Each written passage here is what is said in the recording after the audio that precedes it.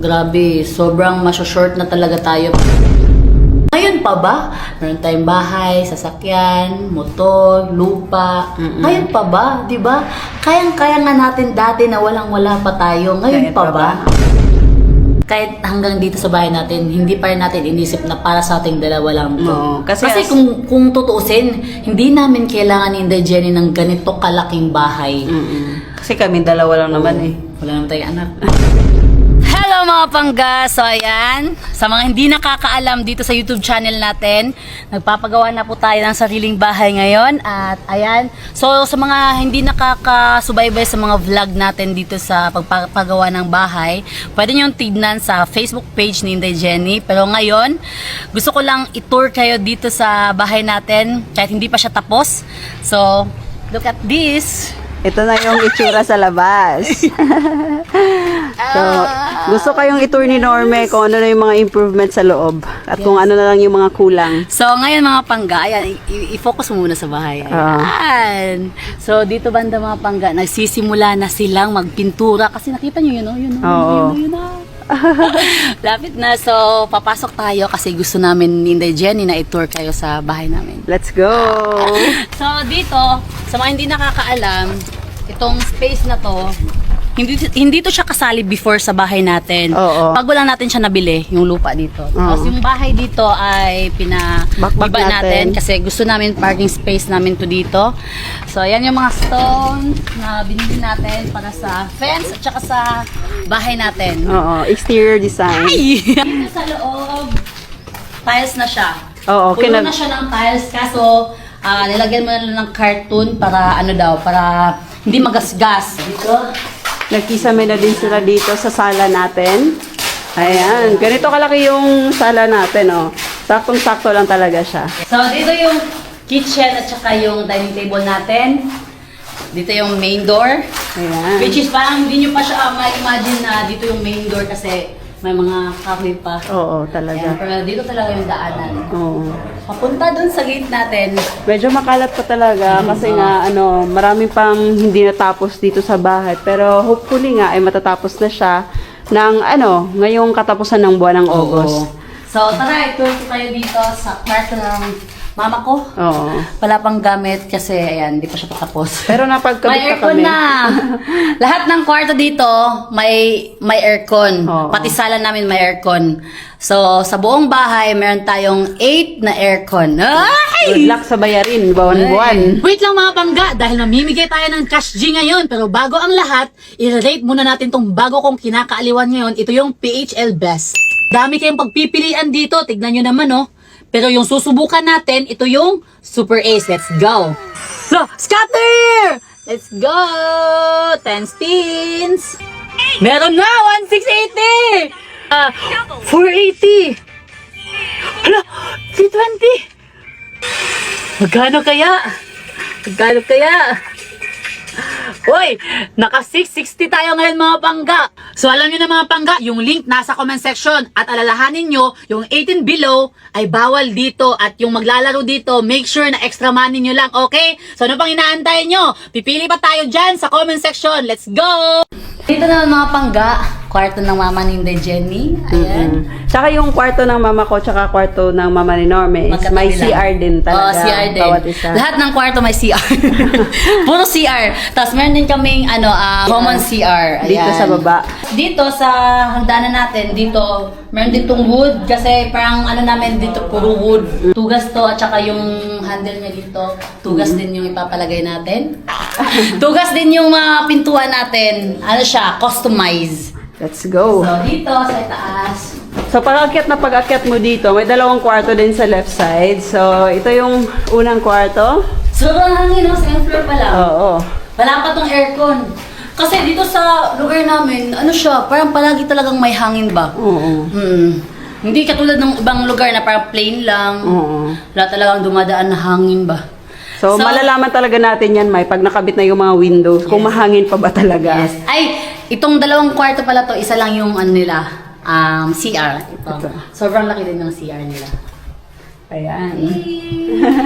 So next, dito tayo sa tatlong kwarto na nasa left side. Ay, dito. Ayan. Ito yung sa kwarto din ay isa, may aircon din. Yan. Madilim pa kasi wala pang mga ilaw. Pero may kuryente na dito sa building. Oo. Dito tayo sa veranda. Ayan, sobrang laki ng veranda natin. So kapag may mga dyan, mga naglalaro ng basketball or mga pageant ba? Oh, Uy, may nag-ano kaya dito, sobrang laki ng space. Ang ganda lang dito sa bahay na nabili natin mga pangga. Kasi parang ang linaw niyang tignan sa labas. Kasi tignan niyo naman yung harap natin, gym at saka yung playground dito. Walang kapitbahay. Walang kapitbahay. Kasi naka-corner lot din siya Yes, corner lot dito. So dito, pag may mga tayo, may mga bisita. Baka buisit ka na. Mga bisita, kung madami tayong bisita, hindi tayo problema sa parking kasi sobrang laki ng space doon, oh. Oo. Parang ginawa mo ng parking lot yung gym, ah. Sa public man yan. So, dito tayo next sa, Inday Jenny, sa pinaka-paboritong room. Kasi dito siya, excited. Excited ako sa mangyayari soon kay Inday Jenny kasi alam ko sobrang tagal na pangarap ni Inday Jenny na yung mga kinompose niya ng mga music na ma-release niya na sa Spotify. Ay! Yung mga pangga ay, closet. Walk-in closet namin to dito. Dito lahat. Mga damit, mga sapatos, mga Bag. bedsheet, bag, yan lahat. So dito naman sa kabila is yung kwarto namin na malapit na magtapos yung tiles. Ayan, ito yung gustong-gusto ni Normie na tiles na hindi niya talaga tinantanan na hindi ito yung mabibili. Yes. And malapit na din matapos dito. So, ito yung pinakamatagal. Ito yung huli na nilagyan ng tiles. CR, hindi pa din tapos. So, next, third floor tayo. Third floor tayo. Pero share ko lang mga pangga. Grabe din yung pinaghirapan namin ni Jenny bago namin makamit na magpatayo ng bahay. Sobrang struggle. Sa mga hindi nakakaalam, nakikitira lang kami ni Inday Jenny. Ang sarap lang din sa pakiramdam na yung tao na nagbebenta ng kakanin, naglalako ng mga kahit ano-ano, nagbebenta ng Merch, nagmi-meet up ng madaling araw. Meet up ng madaling araw ay may bunga talaga. Oo. Yes. So, yun, wala talagang imposible. Basta maging consistent lang talaga kayo. Kasi dati din naman di ba? Hindi din natin alam kung paano magkaroon ng bahay, paano magkaroon ng negosyo. Parang yung ginawa lang talaga namin is magpatuloy. Nangarap, magpatuloy, ginalingan, parang ganun lang talaga. Yes. Consistent lang din sa ginagawa natin. At dapat maging masaya din tayo. Dapat masaya tayo sa ginagawa natin. Oo. Sa third floor naman mga pangga is isang kwarto lang. Kusina yung dito. May kwarto siya, tsaka CR din. Parang condo type siya dito sa third floor kasi meron siyang isang kwarto, merong mini kitchen, meron ding CR na meron mga labahan, at saka meron ding mga ref. Ayan. Oo. So, kung may bisita tayo, dito sila matutulog. Sa taas sila. Pahirapan natin umakyat. Oo, hindi So, dito sa taas, sobrang lakas ng hangin talaga. Maganda dito magtambay mga around 5 p.m. Oo. Pataas. Ayan. So, yun na yung house tour ni Norme. Oo. Ay, nako. Thank you, Lord. So, May, sa lahat ng mga napagdaanan natin, ano yung pinaka-memorable para sa'yo? At parang masabi mo na sobrang naghirap talaga tayo. No? Siyempre, yung time na nagsisimula pa lang talaga, yung grabe yung grind natin, gigising umaga, tapos tulog na madaling araw. Yung time na nagluluto tayo ng kakanin, nagbibenta ng yung mga mango float, mango tapioca, yung juice na ginagawa nating lemon juice. Tapos yung madami tayong ice cream, gumagawa kami ice cream, tapos nilalagay namin sa mga tinda-tindahan dito sa terminal, kahit saan, basta may malagyan lang kami. Sobrang nahihiya kami dati. Lalo na si Norme, ako lang naman nag-ano sa mga tinda-tindahan na gusto nyo bang kumuha, tapos parang consignment ganon. Parang pakapalan talaga ng mukha. Pero syempre, consignment, di ba? May masisira talaga pag hindi mabenta. Tapos, yun, parang sobrang hirap that time kasi ang taas-taas yung feeling na sobrang taas ng pangarap mo, pero hindi mo alam kung paano gawin, kung matutupad ba talaga. Kasi, yun lang parang ang liit ng income ganon. Pero, struggle kasi grabe yung pagsisikap mo, tapos ay ganito lang pala yung yung income niya. Dati nga, 'di ba? Parang halos isang buwan din tayo nung naglalako, 'di ba? Pero may na-meet kami mga bata dito. Tapos parang sabi nila na kami na lang maglalako. Tapos parang kukuha sila sa amin, maglilis kami. Tapos pagbabenta nila, meron din sa kanila. Parang ganun yung mangyayari. Sobrang saya namin noon kasi nagko-compute na kami ni Norme na, pag ganito yung mabenta natin sa isang araw, malaki yung income natin kasi parang 3 grupo yun sila. At tapos parang 2 days lang, wala na, nag-give up na sila. Bumili pa kami ng extra ng mga lagayan, ng mga pagkain, mga ganun na panglalako talaga, na sayang lang kasi hindi sila napatuloy. Pero siguro part yun ng, yung part ng process kung saan tayo nakarating ngayon. Pero alam nyo ba mga pangga, kahit ginawa namin yun, sa akin kasi parang lumaki din ako na parang may kaya yung lola at saka lolo ko ba na nabibigay sa akin yung mga gusto ko. That time talaga mga pangga, yung sinimulan ko yung pagbebenta, paglalako ng kakanin sa bahay-bahay, sobrang nahihiya ako kasi alam mo yun, yung tipo na dati ako yung tipo na nagbibigay sa mga kaklase ng pera, tapos biglang nagbebenta ng kakanin, tal ganon. Pero alam yung mga pangga, nabebenta kami ng ganun, no? Sinabi ko talaga kay Inday Jenny, May, di ko kaya yung ganito, May. Hindi ko talaga kaya magbenta, May. Parang halos maiyak-iyak na siya nun. Kasi syempre, sobrang init, diba? Tapos, parang sumisigaw ka, butche, mga ganun. Tapos, walang bumibili. Kaya sabi niya, parang hindi ko talaga kaya na ganito palagi. Parang ang liit-liit ng income compared sa amin. Kasi, parang inaano namin, dapat sa amin dalawa na mag-income, yung profit namin, dapat para sa amin dalawa din talaga na parang result. Kumbaga, hindi pwede na 100 lang yung magiging profit tapos kami dalawa yung nag-effort. So, dapat talaga 500 up yung magiging profit sa isang araw. Kahit ganun man lang. Pero, hindi siya nangyayari. So, nag-switch kami sa kimbap, di ba? Kimbap. Pero mas naging yung alam mo ba yung story ng kimbap? Yun eh? Hindi, wait lang. Ang nakakalungkot lang doon, kasi di ba nabibenta kami, gumagawa kami ng kakanin. Tapos bumili na kami ng mga gamit. Halos lahat. Mga oven, yung mga lagayan ng mga, yung lutuan. Yung lutuan. Basta lahat na nakabili na kami. Tapos biglang nag-stop. Visit talaga. Sayang na sayang yung mga gamit namin at ngayon hindi namin alam kung saan na yun napunta. Tas kimbap na naman. Yun kasing time na yun, pandemic. Tapos, parang pumuslit lang ako kasi bawal talagang bumiyahe that time. Sumakay lang ako sa isang friend ko na basta, hindi ko na ikwenta kung bakit. Basta nakarating ko ang Davao kasi gustong-gusto kong bisitahin yung ate ko. Nagkataon that time na nagluluto din sila ng mga chicken wings, mga ganon. Tapos, may kimbap sila na sila daw yung gumawa. Alam nyo ba, nagpaturo lang ako kung paano gawin ng isang beses. Tapos, nagpa-chat ako kung ano yung mga ingredients. Tapos yun, sinubukan na namin. Tapos, yun na. As in, wala talagang parang destiny ba na parang isang click, parang kuha ko na. Parang gano'n. Sobrang lang yung sumubok. Sobrang na natin that time. Sobrang yung thankful tayo kasi yung kimbap na yun, parang yun yung parang starting natin na sobrang laki-laki ng profit niya, bawat isa, diba? Bawat isa. Parang yung time na yun na pagbebenta namin, masasabi namin na worth it yung pagod namin compared dun sa pagbebenta ng kakanin kasi parang hindi namin nabibigay ng 100% yung paglalako araw-araw talaga kasi nakakapagod talaga siya as in. Tapos hindi lang dito namin ginawa yan sa Tagum ginawa din namin yan sa Nabunturan doon sa amin. Naglalako kami 3 ng ate ko na isa. Grabe talaga. Hindi lang yan, May. Hindi din tayo dun sa kakanin na lugi. Dun din sa pautang natin na yung sinachop-chop na baboy ba? Na pork. Pinautang namin, tapos yung mga nag-utang, hindi nagbayad. Tiway na, nakakapagod na maningil. Bahala, hayaan na. Tapos doon, nagsimula na mag-vlog. Parang siya kay Inday Jenny na mag-vlog. Big impact din talaga yung paghihingi ko ng advice sa mama ko. Kasi yung sa pork, di ba? Nagtanong ako sa kanya that time, okay ba yung ganun, ma? Sabi niya, naku, sasakit lang ang ulo mo dyan. Kasi yung mga tao, hindi talaga yan magbabayad. Malulugi ka lang. So parang nakadalawang baboy lang kami. Tumigil na kami ni Norme. Kasi parang lugi nga talaga siya. Yung pagod mo. Grabe, May, no? Akalain mo yun, wala sa plano natin na ganito agad. Pero nakuha natin in just 4 years.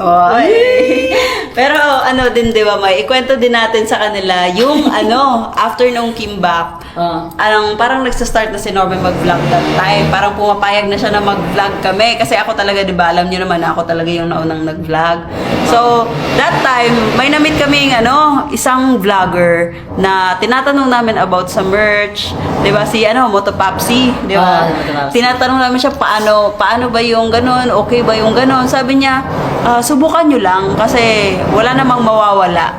So, that time, hindi na kami nagtanong. Parang kami talaga nag-explore saan kami papagawa, saan kami bibili. So, sinubukan talaga namin na gumawa ng merch. Pero yung sa atin dun, may mahirap kasi wala pa tayong budget. Wala pa ding followers masyado. Wala tayong pangimula. So, yung ginawa namin, yung sa Kimbap kasi ng mga profit namin kasi parang hindi siya kaya na ikapital. So, nanghiram ako sa best friend ko. 10K. Oo, 10K. Tapos yung 6K nun, pinangkapital sa mga t-shirt. Team Lady Boss Clothing. Pero ngayon, sobrang laki na ng Team Lady Boss Clothing. Sobrang layo na talaga ng Team Lady Boss Clothing. Sa kung yung 4 years ago, di ba? Yes. So, insert ko lang din, kung gusto nilang umorder ng Team Lady Boss Clothing, ayan, available siya sa Shopee, sa Lazada, sa TikTok, at saka Team Lady Boss Clothing na Facebook page. Ayan. Parang sobrang lang talaga din. Thankful that time. Kasi sobrang daming taong supportive talaga. Na parang, gabi. Oo. Madaling araw, gabi. Sila pa yung pumupunta sa amin para bumili ng merch. Oo. Kasi that time parang nakapag-post si Norman na nagsisikap siya para sa pangarap niya na R3. Kasi totoo naman, pangarap niya magka-motor kasi hiram lang talaga kami ng motor dati. Kahit nung mga nagmi-meet up kami sa t-shirt namin na binibenta, nanghihiram lang talaga kami ng motor. Nagra-rides kami ng malayo, may nagpapahiram sa kanya ng motor. So, sobrang thankful din namin sa mga taong yun, di ba? So, sobrang thankful talaga, grabe. So, that time talaga, isa talaga yung Team Lady Boss Clothing sa nakatulong talaga. Super. Oo. Team Lady Boss Clothing talaga. Kasi, kahit nagbablog kami noon, yung income namin sa page. Wala. 5K. Oo. Halos isang taon din yun. Yung pinakaunang sahod natin sa YouTube, binili namin intercom kasi sobrang nahirapan kami ni Dejen. Every time nag-ride kami, parang nag-aaway kami. Ayan! Saan tayo? Hindi nakakaintindihan. So, nakapag-decide kami na yung 5,000 pesos na sahod namin is, binili namin intercom. Sobrang saya pa namin ni Jenny. Mas nauna pa kami makapagsahod dito sa YouTube compared sa Facebook talaga. Naiwanan na talaga natin YouTube, no? Alam mo yung feeling na parang sobrang saya mo kasi sa wakas, may income ka, parang ganun. Ang sarap lang sa pakiramdam that time. So, siguro, sa ngayon nga nagpapagawa kami ng bahay, parang stress, pressured, sa gastusin talaga as in. Pero, feeling blessed. Oo, pero feeling blessed. Iniisip na lang namin ni Norme, at least kung maubusan man tayo ngayon, yun? Alam ko, sinabi ko kanina kay Inday Jenny na, Mamay, grabe, sobrang short na talaga tayo pag pinilit natin yung mga bagay na plano natin dito sa bahay. Kung maubos man yun, okay lang. Kasi pwede naman tayong lumaban ulit, magsikap ulit. Ngayon pa ba? Meron tayong bahay, sasakyan, motor, lupa. Ngayon pa ba? Diba? Kayang-kaya nga natin dati na walang-wala pa tayo. Ngayon pa ba? Oo. May 7 million followers ka na. 1.5 million followers ka na. Oo. So, yun, parang minsan sobrang nakakapagod sa pakiramdam. Pero kung babalikan mo kung saan ka nanggaling, kung i-relax mo lang talaga yung sarili mo, parang ka din ba nga, tama galing nga pala ako sa wala, ba't matatakot pa ba ako? Yes. Parang ganun din. Kasi kaninang umaga, parang, or kahit kagabi nga, parang nakakapagod talaga. As in, yung parang, gagawin ko pa ba to? Mag-edit pa ba ako? Parang wala naman ng hantungan. Kasi parang, bababalik ka kung bakit mo ba talaga yun ginagawa. Hindi ako nagsastop kahit pagod ako kasi gusto ko yung ginagawa ko, yung pagbablog talaga, yun yung gustong-gusto ko talagang gawin kahit nung high school pa ako. Pero minsan makapapatanong ka talaga kung ito ba talaga yung gusto ko kasi nakakapagod na. Parang ganun. Pero masaya naman kasi 'di ba? Dito lahat nagsimula. Yes. Kahit hindi man lahat ng achievement namin galing sa Facebook or sa YouTube na sahod. Mga endorsement namin, syempre galing naman sa Facebook. Yes. So, ano yung nasasabi mo? Thank you. Sa? Thank you din sa kanila. Oo. Kasi hindi sila nagsawang suportahan tayo. Kahit nung time pa na halos walang-wala pa tayo hanggang ngayon, andyan pa rin sila. May mga time na sobrang down natin, andyan pa rin sila. May mga nangyayari sa buhay natin na nakakalungkot, pero andyan pa rin sila. Nagmo-motivate sa atin. So, itong bahay na to, hindi lang naman to para sa atin. Para to sa pamilya natin, para din sa mga kaibigan natin. Welcome sila dito sa bahay natin. Yan yung mga followers natin. Welcome na welcome sila dito sa bahay natin. Kahit hanggang dito sa bahay natin, hindi pa rin natin inisip na para sa ating dalawa lang to. Oo, kasi kasi kung tutuusin, hindi namin kailangan ni Inday Jenny ng ganito kalaking bahay. Kasi kami dalawa lang naman eh. Wala naman tayong anak. Pero yun lang, napapaisip lang din ako kasi pag tuwing nalulungkot ako, may pinapakinggan akong music, may artist na gusto akong tingnan, parang ganon. Tapos hindi natin din alam, 'di ba? Sila yung inspiration natin, pero hindi din natin alam kung ano yung struggle na pinagdadaanan nila. Siguro ganun din yung nararamdaman ng mga followers natin ba na nagsasabi na salamat kasi andito tayo, tayo yung dahilan kung bakit nagpapatuloy sila, kung bakit hindi sila nagpapakamatay, kung bakit masaya sila. So, parang ganun.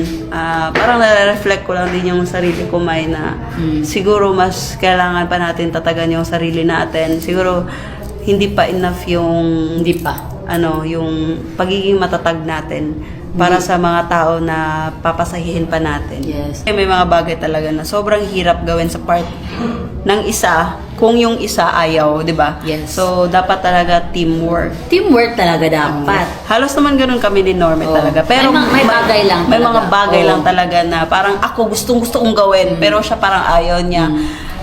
Pero napag-uusapan natin. Napag-uusapan siya talaga. Kaya naman, kailangan lang talaga natin umiyak para makinig siya. Yun lang yung secret. Diba? Hindi tayo nag-aaway na sasakitan. Alam na niya Normal lang sa amin yun. Alam na ni Norme pag tahimik na ko. Yes. Alam na niya. Nilalambing ko siya kaagad. Hindi, alam na niya na may nagawa siya. Ano yun? Kaya naglalambing na siya. So yun, minsan di ko naintindihan, pero after nung mga tampo-tampuhan itong isa na to. After ng ilang galit mo sa kanya. Hoy, tampo! After ng ilang tampo ko sa kanya, dun na niya magigets. Yung hindi magigets. After ng ilang tampo, parang dun na siya makikinig. Doon ko na ginagawa yung gusto niya. Na, which is good sa amin dalawa. Kasi sabi ko nga sa kanya, hindi naman ako nagdedesisyon para lang sa sarili ko. Lahat ng sakripisyo, lahat ng pagsisikap ko, araw-araw na sobrang agang gumising, matagal matulog, para sa atin dalawa. Hindi lang yun para sa akin. Kaya, I want the same energy for her. Iba kasi kami ni Inday Jenny kasi mabilis siyang matulog sa gabi. Ako nahirapan ako matulog. So, siya, maaga siyang gising. Ako matagal. Kasi, yun nga, sa ng utak ko. Kasi bago ako matulog, sobrang dami ko pang iniisip. Kaya sobrang tagal ko matulog. Kaya matagal din ako gumising. Baka iba na yun isip mo. Hindi, ikaw lang. Ay! Kahit madaling araw na ako makatulog, sobrang aga ko magising. Sinday. Ganun talaga ako eh.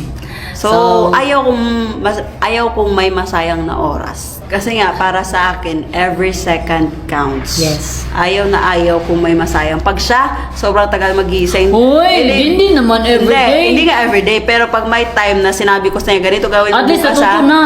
Ganito gawin mo bukas tapos matagal siyang gigising na, hindi ko na yan siya iimikin talaga. Bahala na siya. Ganon talaga yung mangyayari buong araw na yun. Totoo. Kasi gusto ko pag napag-usapan natin, gawin mo talaga yan. Kahit mahirap ang araw na yan, gawin mo. Yes. Walang excuses, gawin mo. Mindset. Kasi ako pag gusto kong mag-edit ng nasa mind ko na paggabi, dapat bukas yung ma-edit ko. 5 to 10 videos. Gagawin ko talaga yun. Tapos, magtatampo na yan siya pag hindi ko pinansin. Kasi nga, sobrang busy ko mag-edit. Sabi ko, di mo na collab, no? Visit ka. Di mo ako pinapansin. Ginagawa ko to para sa atin, para bukas. Iba na yung gagawin natin. Tapos, tatampuhan mo ko. Sobrang pressure ko na nga sa pag-edit. Tapos, maggaganyan ka pa. Sabi ko, sarap titignan ko talaga siya. murahin talaga. Visit talaga. Mapapakamot ka na lang talaga. So, yun lang. Next Pero- time, mag-share na naman kami sa inyo. Oo, all in all, masaya din naman kasi nakikinig naman to. Matigas nga lang yung ulo. Ikaw, matigas din naman ang ulo mo, oh. Masaya pa rin kasi, sinusuportahan naman niya ako sa mga gusto ko rin. Binawi talaga yung sinabi. Bawi. Kasi magtatampo to, wag ma-off tong camera. Hindi Hindi ako ganun Kung sinabi mo, totoo yun, okay lang. Oo. Kasi at least sa mga sinasabi mo sa akin, may natutunan din ako. Hindi naman yun para sa'yo, para naman yun sa akin. Off na natin kasi maingay na dito eh. Bye.